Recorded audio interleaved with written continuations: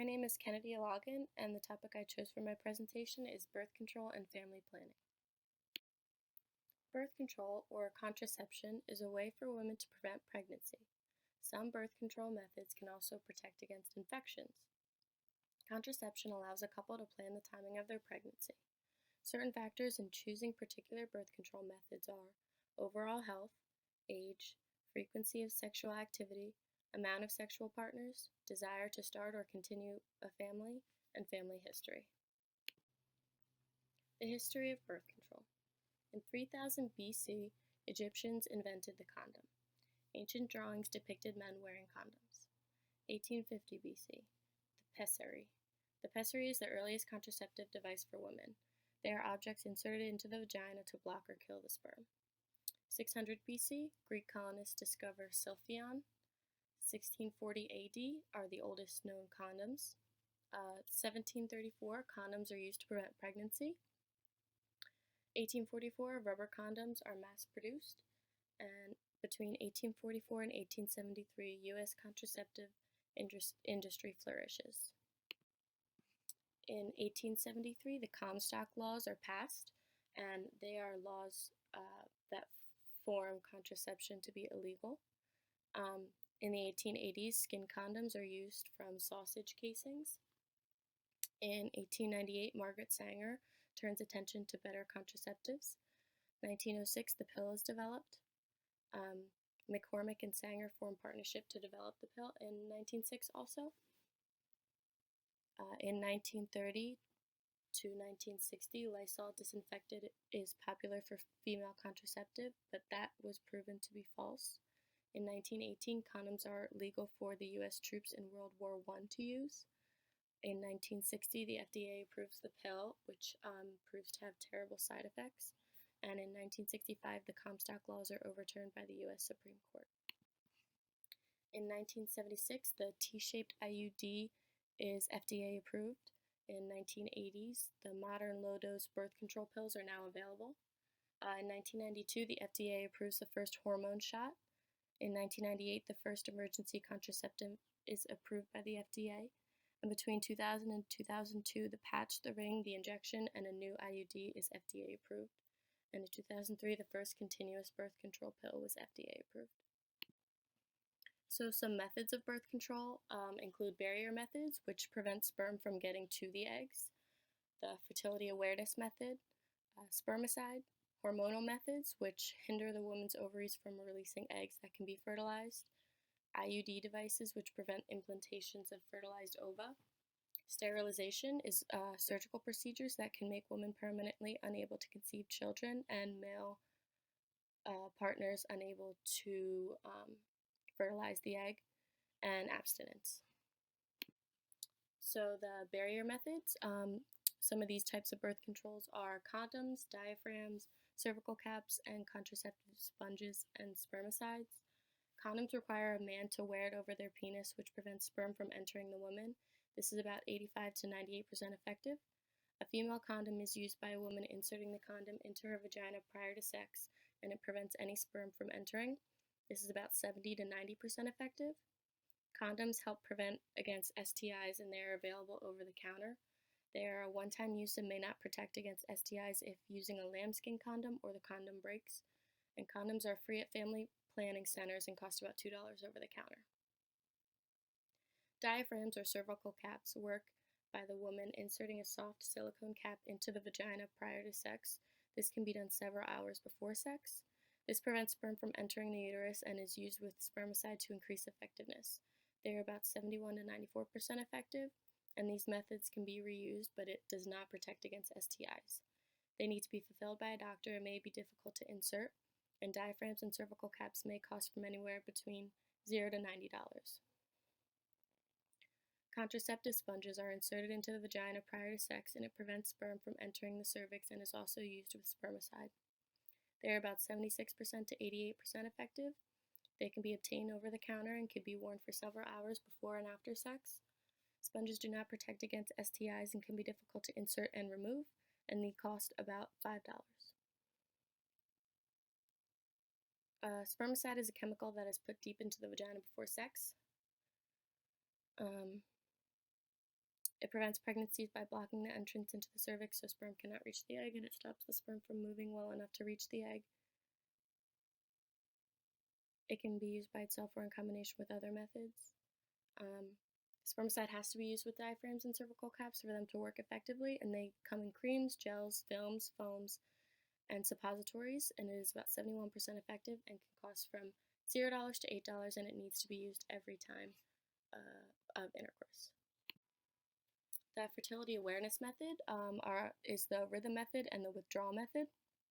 The rhythm method is when women track their temperature, cervical mucus, and cycle days in order to minimize their sexual activity during the most fertile times of the month. It is about 76 to 88% effective, and there are free tools available online and smartphone apps available. This requires vigorous tracking and can be found difficult to master. This method is also less effective for women who have irregular cycles, and the cost for the rhythm method is $0 and a low cost if using an online app. The withdrawal method, or the pull-out method, is when a male pulls out of the female before ejaculation. It is a way to prevent pregnancy by keeping the semen away from the vagina. It does not prevent STIs and is only about 78% effective, and it costs $0, and if is the choice of birth control being used, it has to be used every time. The hormonal methods include birth control pills, patches, shots, vaginal rings, and emergency contraceptives. The birth control pill is a combination of estrogen and progestin that is taken daily. The pill prevents ovulation and makes it difficult for the sperm to reach the egg. It is between 91 to 99% effective, and it can also help with acne, heavy periods, irregular periods, menstrual cramps, and PMS. It is easy to take, and there are no long-term effects on fertility. The pill provides no protection against STIs and must be taken at the same time every day, and it costs anywhere between $0 to $75 a month. The patch is a small patch worn by the woman on the lower abdomen, upper buttocks, or upper body area. This is changed once a week for 3 weeks and left off for 1 week for menses to occur. Estrogen progestin is released into the body to prevent ovulation, and the patch can also help with acne, heavy periods, irregular periods, menstrual cramps, and PMS, and is easy to take similar to the pill. There is no protection against STIs, and there is a risk of it falling off during the week, and it costs between $0 and $80 a month. The ring is a flexible ring that contains estrogen progestin that is placed in the vagina for 3 weeks and is taken out for a week for menses to occur. The hormones are released into the body to prevent ovulation. It can help with acne, heavy periods, irregular periods, menstrual cramps, and PMS, and is easy to take. This also has no protection against STIs and also costs from $0 to $80 a month. The injection is of progesterone and is given every 12 weeks to prevent ovulation.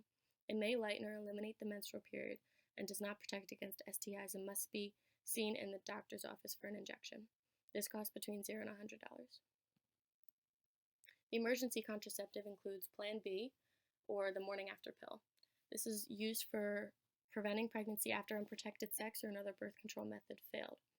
It is not to be used as a regular form of birth control and can be taken up to 5 days after sex to prevent ovulation. They are available over the counter for women ages 17 and older, but those under 17 need a prescription. IUD devices and implants can be kept in place for several years. The IUD, or intrauterine device, is small and is inserted in the woman's uterus. The copper device is non-hormonal and prevents fertilization and implantation. The hormonal device contains progestin and also prevents fertilization and implantation. This one also causes thickening of the cervical mucus, which helps prevent sperm from entering the uterus, but it can affect ovulation. Copper IUDs can last for 10 years, and the progestin IUD can last from 3 to 5 years. They can be removed anytime with no long-term effects on fertility. These do not protect against STIs and must be inserted and removed by a doctor. There is a risk of pain at the time of insertion and it moving out of place. With insurance, the cost will be that one of copay, but without insurance, it can be up to $1,300 for the device and insertion and $100 to $200 for the removal. The implant is a small rod that releases progestin and is inserted under the skin of a woman's arm. This prevents ovulation and makes it difficult for sperm to reach the egg if released. The implant lasts for 3 years and can be removed anytime with no longer-term effects on fertility. It does not protect against STIs and has to be inserted and removed by a doctor. With insurance, it is the cost of one copay, and without insurance, it is $1,300 for the implant and insertion and $100 to $300 for the removal. Both of these methods are 99% effective. Sterilization are permanent methods that include tubal ligation and transcervical sterilization of women and a vasectomy for men. Sterilization methods are about 99% effective. In a transcervical sterilization procedure, a doctor uses a hysteroscope to insert a coil into each fallopian tube through the vagina, cervix, and uterus. There is no incision required. The body then gradually encases the coils that are inserted, which block off the fallopian tubes, and scar tissue will form over the coils. Tubal ligation, or also known as getting your tubes tied, is a procedure in which the fallopian tubes are cut, burned, and blocked with rings, bands, or clips. This prevents the egg from traveling down the fallopian tubes. A vasectomy is where a doctor cuts the vas deferens, which are the tubes that carry the sperm. This prevents sperm mixing in with the semen and prevents fertilization from occurring. Sterilization does not protect against STIs and has a very low failure rate. It requires in-office surgery or a doctor-provided procedure and follow-up. They are not considered reversible and has risks associated with it, but it is immediately effective and requires no daily attention. Abstinence is the only form of birth control that is 100% effective. The barriers to accessing birth control, they include lack of time, lack of finances to obtain the birth control, lack of insurance coverages, and lack of transportation to the places to obtain the birth control. Physical, social, and emotional implications. Physical would be bleeding or spotting between periods, headaches, nausea, breast tenderness, weight gain, or mood swings. Emotional would be progesterone and estrogen are known to affect the woman's mood. And social is it introduces the freedom of being able to choose when the woman wants to get pregnant or the family wants to get pregnant, and women are more likely to earn a college degree and hold working positions now that they have the options to choose when they want to have a child. The controversy surrounding birth control, the Trump-Pence administration tried to set rules regarding taking away the ACA contraceptive mandate. This would have made it so someone's boss could decide whether the person would have access to birth control, and without the access through their employer, women would have to pay out of pocket for all of the costs. This was stopped by the court system. The religion aspect comes into play with these topics. The Catholic Church views any form of contraceptive use as against their religion, and it is a violation of natural law. Family planning allows people to achieve the amount of children that they desire. It also allows them to decide the spacing of their pregnancies, and it is achieved through contraception use and infertility treatments. It prevents unintended pregnancies and enables women and couples to make informed decisions about their sexual and reproductive health. It allows women to pursue additional education, participate in public life, and have smaller families, which allows parents to invest more into their children, and it reduces adolescent pregnancies and slows the growth of the population. The history of family planning. In 1912, modern birth control movement began with Margaret Sanger. This concerned about the adverse effects on health of frequent childbirth, miscarriages, and abortions. In 1916, Sanger opened the first family planning clinic in Brooklyn, New York, and paved the way for the court to allow physicians to provide advice on contraception for health reasons. Between the 1920s and 30s, Sanger continued to promote family planning by opening more clinics and challenging legal restrictions. In the 1960s, modern contraception began, and in 1970, federal funding was established for family planning. Some barriers to accessing family planning, they include having concerns about health risk and their side effects, having sex infrequently, one partner or someone in their family may oppose to the use of family planning, or the couple or women may not have access to family planning services. Some controversy surrounding family planning, the attacks on access to Planned Parenthood care. Congress and state houses have been trying to attack patients' access to care. President Trump's Title X gag rule is designed to block people from getting care through Planned Parenthood centers, and this results in an unmet need of family planning for millions of women. Prevalence of birth control and family planning in the world. In 2019, the Family Planning Data Sheet, 62% of married women between the ages of 15 to 19 use some method of family planning. 56% use a modern method, such as the pill, IUDs, implants, injections, condoms, and sterilization procedures. Rates are 2 times as high among women in high-income countries versus low-income. The lowest levels of contraceptive use can be seen in the poorest of countries, and men and women with at least some secondary education report wanting less children. This can be a result of differences in access, availability, and demand for modern methods of contraception. The first country I chose was the United States.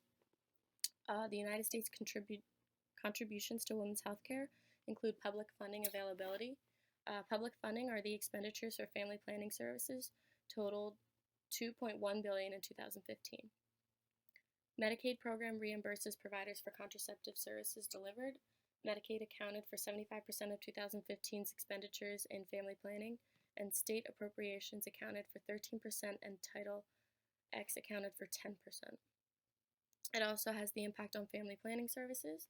In 2016, women who had obtained contraceptives from public supported providers were able to avoid 2 million pregnancies. Screenings and vaccinations provided to public support providers helped avoid more than 12,000 pelvic inflammatory disease cases, about 2,000 cervical cancer cases, 100,000 chlamydia infections, 18,000 gonorrhea infections, and 1,800 IV cases in 2016. Preventions of women's health include unintended pregnancy, unintended birth, and abortions. There are also the religious factors that come into play. Going back to the preventions, actually, these situations occur more often in women who are a part of a minority and a low socioeconomic status. Studies have found a relationship between these demographic factors and less use of contraceptives that are effective. These women are found to be less likely to use contraceptive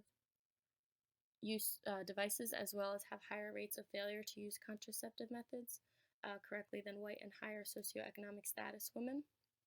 Some religious factors include those who are Catholic may adhere to the ideal that contraception use is against their religion. Islam's stance on birth control is permissible only if it is if both parties consent to it, and Judaism's stance on it is that women may use contraception, but only certain methods of it. Educational factors. With increasing levels of education, women were found to be more likely to use oral contraceptives and less on sterilization. Societal factors. Differences in knowledge and attitudes towards contraceptives and family planning can contribute to disparities. Safety concerns and apprehension is more prevalent in minority communities. Birth control in the United States. The United States is ranked 27th out of 195 countries in health, education, and learning adjusted expected years lived.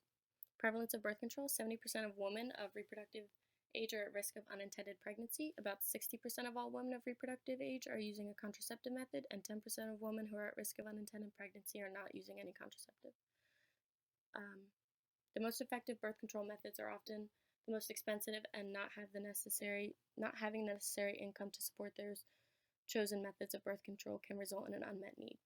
There is always the controversy of the abortion debate in the U.S. today. Currently, it has now escalated into the inclusion of contraceptives. This creates more of a stigma against birth control and once again can result into an unmet need.